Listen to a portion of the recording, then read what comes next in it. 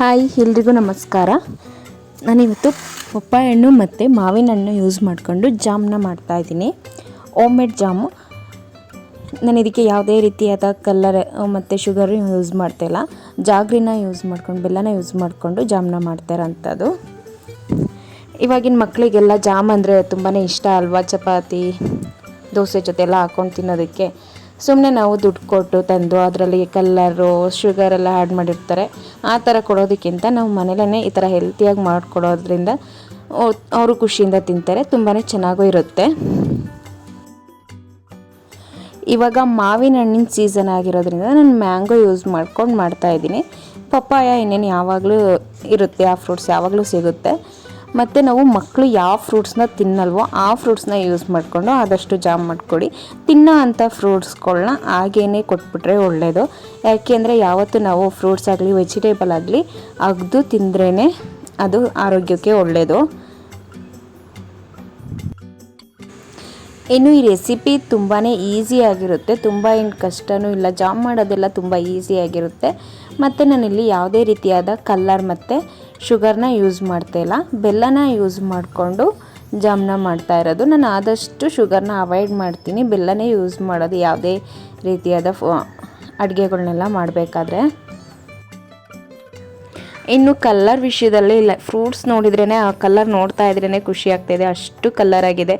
ಇದೆಲ್ಲ ನ್ಯಾಚುರಲ್ ಕಲರೇ ಇಷ್ಟು ಚೆನ್ನಾಗಿರ್ಬೇಕಾದ್ರೆ food colour ಎಲ್ಲ ಅವಶ್ಯಕತೆ ಇಲ್ಲ ಅನಿಸುತ್ತೆ. ಇವಾಗ ಮಿಕ್ಸ್ ಫ್ರೂಟ್ಸ್ದೆಲ್ಲ ಮಾಡಿದಾಗ ಇನ್ ಕೇಸ್ ಕಲ್ಲರ್ ಬೇಕು ಅಂದರೆ ಬೀಟ್ರೋಟ್ ಇಲ್ಲ ಕ್ಯಾರೆಟ್ ಈ ಥರ ಆ್ಯಡ್ ಮಾಡಿಕೊಂಡ್ರೂ ತುಂಬ ಚೆನ್ನಾಗಿ ಕಲ್ಲರ್ ಬರುತ್ತೆ. ಈ ಕೆಮಿಕಲ್ ಎಲ್ಲ ಫುಡ್ ಕಲರ್ನ ಆ್ಯಡ್ ಮಾಡೋ ಅವಶ್ಯಕತೆ ಇರಲ್ಲ, ಅದು ಒಳ್ಳೆಯದು ಅಲ್ಲ. ಅದಕ್ಕೆ ನಾನಿಲ್ಲಿ ಯೂಸ್ ಮಾಡ್ತಿರೋದು ಮಾವಿನ ಹಣ್ಣು ಪಪ್ಪಾಯ ಹಣ್ಣೆಲ್ಲ ನಾನು ನಮ್ಮ ಮನೆಯಿಂದ ತಂದಿರೋದು, ಊರಿಗೆ ಹೋಗಿ ತಂದಿರೋದು. ಅದಕ್ಕೆ ಇಷ್ಟು ಕಲ್ಲರ್ ಇದೆ, ತುಂಬ ಸ್ವೀಟೂ ಇದೆ. ಅದಕ್ಕೆ ನಾನು ಬೆಲ್ಲನೂ ಸ್ವಲ್ಪ ಕ್ವಾಂಟಿಟಿಲಿ ಅಷ್ಟೇ. ನ್ಯಾಚುರಲ್ ಕಲರ್ ಬೇಕಂದರೆ ಬೇಕಾದ್ರೆ ಕೇಸರಿನೂ ಆ್ಯಡ್ ಮಾಡ್ಕೋಬೋದು, ಆವಾಗಲೂ ಕಲರ್ ಚೆನ್ನಾಗಿರುತ್ತೆ. ಇನ್ನು ಮಕ್ಕಳು ಯಾವುದು ಫ್ರೂಟ್ಸ್ನ ತಿನ್ನಲ್ಲ ಆದರೂ ಜಾಮ್ ಮಾಡಬೇಕು ಅಂತ ಹೇಳಿದೆ. ನಾನು ಇಲ್ಲಿ ಹಣಸಿನ ಹಣ್ಣು ತಂದಿದ್ದೆ, ಬಟ್ ಹಣಸಿನ ಹಣ್ಣು ನನ್ನ ಮಕ್ಕಳಿಬ್ಬರು ತುಂಬ ಇಷ್ಟಪಟ್ಟು ತಿಂತಾರೆ. ಅದಕ್ಕೆ ನಾನು ಇಲ್ಲಿ ಇದನ್ನು ಆ್ಯಡ್ ಮಾಡ್ತಾಯಿಲ್ಲ. ನೀವು ಬೇಕಾದ್ರೆ ಈ ಫ್ರೂಟ್ಸ್ ಜೊತೆ ಹಲಸಿನ ಹಣ್ಣನ್ನು ಬೇಕಾದ್ರೆ ಆ್ಯಡ್ ಮಾಡ್ಕೋಬೋದು, ಚೆನ್ನಾಗಿರುತ್ತೆ. ಇದೂ ಸ್ವೀಟಾಗಿರೋದ್ರಿಂದ ಚೆನ್ನಾಗಿರುತ್ತೆ. ನಾನು ಆಲ್ರೆಡಿ ಯೂಟ್ಯೂಬಲ್ಲಿ ಹಲಸಿನ ಹಣ್ಣಿನ ಜಾಮು ಮತ್ತು ಮಾವಿನಕಾಯಿ ಜಾಮ್ನ ರೆಸಿಪಿನ ಮಾಡಿ ವಿಡಿಯೋನ ಅಪ್ಲೋಡ್ ಮಾಡಿದ್ದೀನಿ. ನಿಮ್ಗೆ ಯಾರಿಗಾರು ಇಂಟ್ರೆಸ್ಟ್ ಇದ್ದರೆ ಈ ವಿಡಿಯೋಸ್ನ ಚೆಕ್ ಮಾಡಿ. ಹಾಗೆ ನನ್ನ ಚಾನಲ್ನ ಸಬ್ಸ್ಕ್ರೈಬ್ ಮಾಡದೆ ನೋಡ್ತಿರೋರು ಸಬ್ಸ್ಕ್ರೈಬ್ ಮಾಡೋದನ್ನು ಮರಿಬೇಡಿ. ಮಾವಿನಕಾಯಿ ಜಾಮು ತುಂಬಾ ಚೆನ್ನಾಗಿರುತ್ತೆ, ನನ್ನ ಮಗನ ಫೇವ್ರೇಟ್ ಜಾಮು ಅಂತಲೇ ಹೇಳ್ಬೋದು.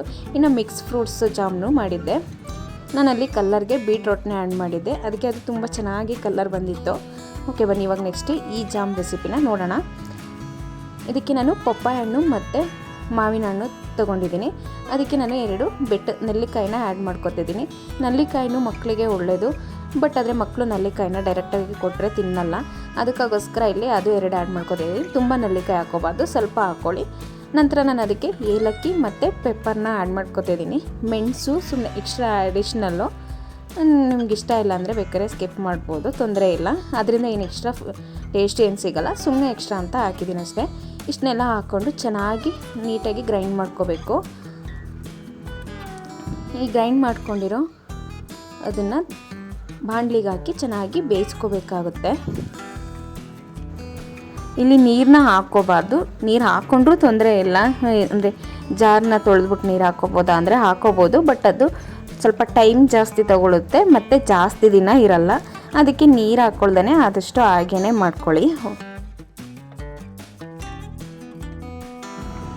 ಎಷ್ಟು ಚೆನ್ನಾಗಿ ಕಾಣಿಸ್ತಿದೆಯಲ್ಲ ಕಲ್ಲರು, ಇದಕ್ಕಿಂತ ಇನ್ನೇನಕ್ಕೆ ಕಲ್ಲರ್ ಅಲ್ವಾ. ಇವಾಗ ಇದನ್ನು ಬೇಯಕ್ಕೆ ಇಟ್ಬಿಟ್ಟು ಅದು ಸ್ವಲ್ಪ ಎಲ್ಲ ಬಿಸಿ ಆದಮೇಲೆ ಬಬಲ್ಸ್ ಥರ ಬರೋಕ್ಕೆ ಸ್ಟಾರ್ಟ್ ಆಗುತ್ತೆ, ಗುಳ್ಳೆ ಥರ ಬರೋಕ್ಕೆ ಸ್ಟಾರ್ಟ್ ಆಗುತ್ತೆ. ಆವಾಗ ಬೆಲ್ಲನ ಸೇರಿಸ್ಕೋಬೇಕು. ನಿಮಗೆ ಬೇಕು ಅಂದರೆ ಶುಗರ್ನೇ ಬೇಕಾದ್ರೂ ಸೇರಿಸ್ಕೋಬೋದು. ನಾನಿಲ್ಲಿ ಬೆಲ್ಲನ ಸ್ವಲ್ಪ ಕ್ವಾಂಟಿಟಿಲಿ ಹಾಕ್ಕೊಂಡಿದ್ದೀನಿ, ಯಾಕೆಂದರೆ ಜಾಮು ಸ್ವಲ್ಪ ತಿಕ್ನೆಸ್ಸಾಗಿ ಬರಬೇಕಲ್ವ, ಅದಕ್ಕೋಸ್ಕರ ಬೆಲ್ಲ ಹಾಕ್ಕೊಂಡಿರೋದು. ಫ್ರೂಟ್ಸೇ ತುಂಬ ಸ್ವೀಟ್ ಇತ್ತು, ಬಟ್ ಬರೀ ಫ್ರೂಟ್ಸಲ್ಲಿ ಮಾಡಿದರೆ ಆ ತಿಕ್ನೆಸ್ಸಾಗಿ ಬರೋಲ್ಲ. ಅದಕ್ಕೆ ನಾನಿಲ್ಲಿ ಬೆಲ್ಲನ ಆ್ಯಡ್ ಮಾಡ್ಕೊಂಡಿದ್ದೀನಿ ಸ್ವಲ್ಪವ. ಆಮೇಲೆ ಸ್ವಲ್ಪ ಈ ಥರ ಎಲ್ಲ ಬೆಂದು ತಿಕ್ನೆಸ್ ಆದಮೇಲೆ ಲೆಮನ್ನ ಆ್ಯಡ್ ಮಾಡ್ಕೊಳ್ಳಿ. ಲೆಮನ್ ಆ್ಯಡ್ ಮಾಡ್ಕೊಳ್ಳೋದ್ರಿಂದ ಅದು ಸ್ವಲ್ಪ ಹುಳಿ ಅಂಶ ಬಂದು ಫ್ಲೇವರ್ ಚೇಂಜ್ ಆಗುತ್ತೆ. ಆವಾಗ ಸ್ವಲ್ಪ ಜಾಮು ಟೇಸ್ಟ್ ಒಂಥರ ಡಿಫ್ರೆಂಟಾಗಿ ಚೆನ್ನಾಗಿ ಬರುತ್ತೆ.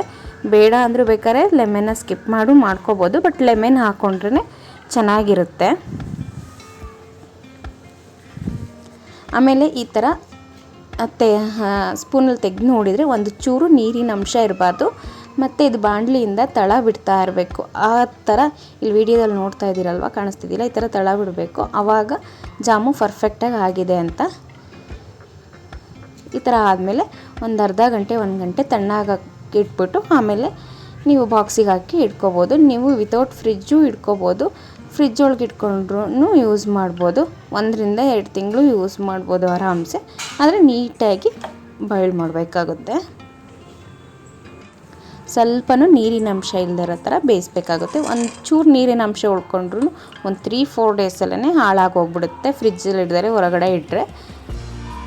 ಇದೇ ರೀತಿ ಇನ್ನೂ ಹೆಚ್ಚಿನ ವೀಡಿಯೋಗಳಿಗಾಗಿ ನನ್ನ ಚಾನಲ್ನ ಸಬ್ಸ್ಕ್ರೈಬ್ ಮಾಡಿ. Thank you for the watching.